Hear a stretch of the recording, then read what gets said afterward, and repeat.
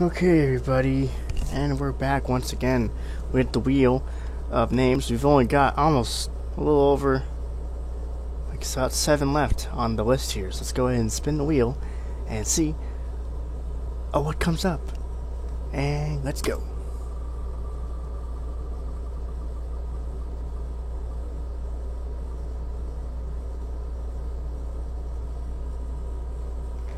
The Turismo. Oh. Alright, cool, the Turismo, man. The, I guess you can call it the Gran Turismo? No? Alright, cool. I was really expected to review this car a lot earlier, and this is actually, I like this car, so let's do it.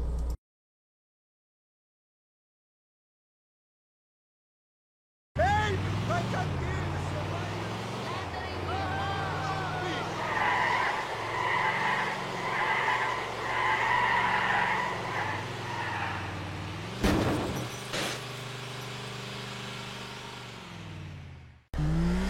2004 Grotti Turismo.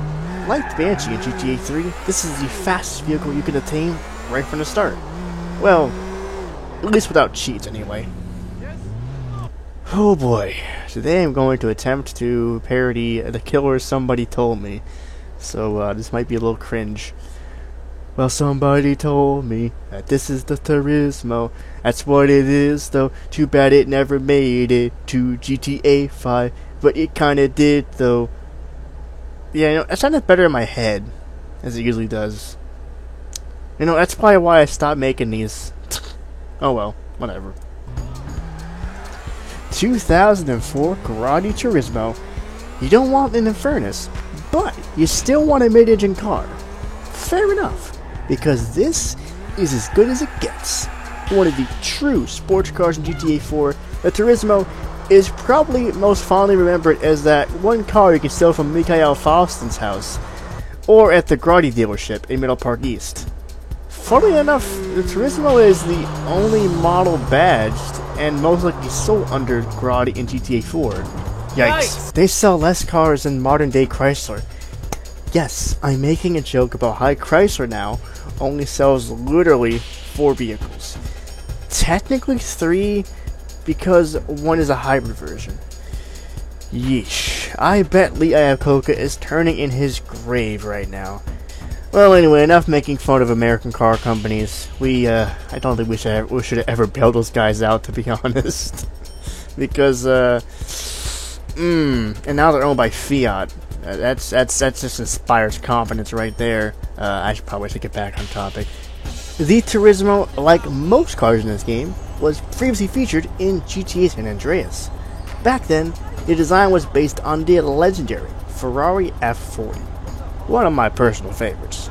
And that's a lot coming from a guy who doesn't really like supercars. So, the quote-unquote modern equivalent was based on the Ferrari F360 with styling cues from an F430 and McLaren 12C.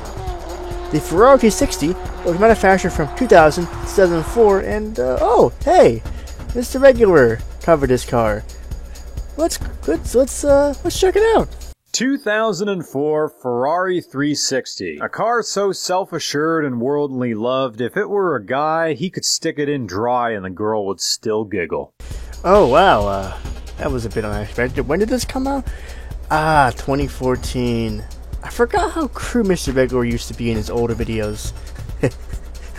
Remember when he used to fart and burp a lot? Oh, there it is. I have to fart. Here it is. Ah, yes. Good old days. And now I feel sad remembering what happened to his poor old Echo. Damn. Oh, right. Anyway. Back on track. Where was I? Oh, right. The 360 has 3 different models. The Modena, which I guess is the normal, like, base model, I guess you can call it. The Spider, which was a convertible.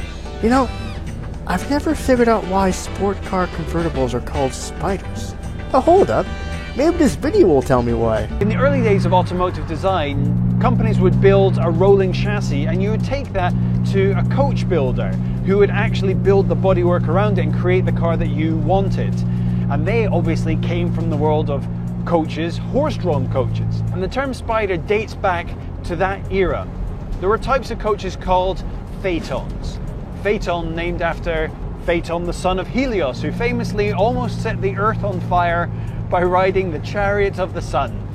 Sounds like a fun dude.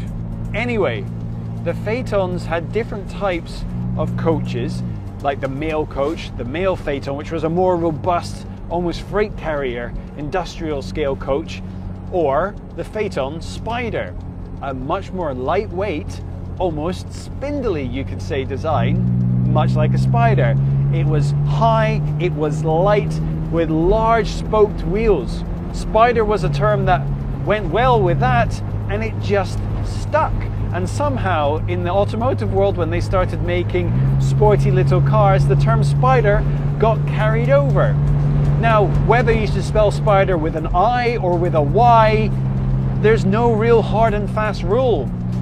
Ferrari uses I now, but used to use a Y. Porsche uses a Y. McLaren use an I. But whether you spell it with an I or a Y, it always relates to a two-seater convertible. And now you know. Huh. Well, I guess we all learned something today, didn't we?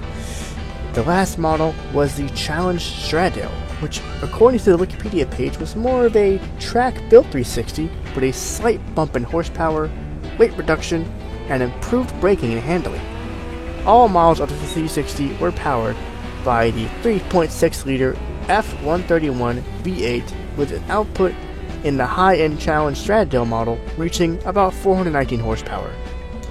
The 360 was featured with either a 6-speed manual or a 6-speed quote-unquote F1 automated manual. Basically a clutchless manual like the old semi-auto transmissions on the old Beetles. As for the Turismo, I tried so hard to get the trunk off of it, but to no avail. Luckily, the rear window is nice and big, so we can all see the engine. According to the in-game model and an advert on the website Autoerotica, the Turismo features a 4-liter quad cam, just a fancy way of saying double overhead cam, V8. The model itself is kinda hard to judge, but I'm going to take the website's word for this one. It's also paired to a 5-speed manual transmission. As you expect for a sports car, it handles great. Little body roll, stiff suspension, and near perfect weight distribution makes this thing a track-built beast.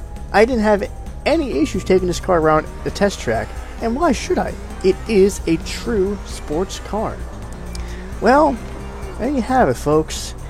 2004 Grotti Turismo. I'll be honest, I was kind of disappointed. I remember back when they were supposed to release the Turismo Classic in the GTA 5, everyone was like, oh, I hope it comes with this one. And then we got like the one from San Andreas. But honestly, looking back now, this one is way better than, or I think both of them are just are equally good, honestly. But yeah, the Turismo is a very fantastic car, honestly. And why shouldn't it be? It's a Ferrari, guy. And as much as I don't really like Ferraris, this one is okay. I'm getting some weird Porsche vibes with it, but I like it. Well, anyway, guys, until next time, this has been Car Reviews Liberty City, and I'll see y'all in the next one.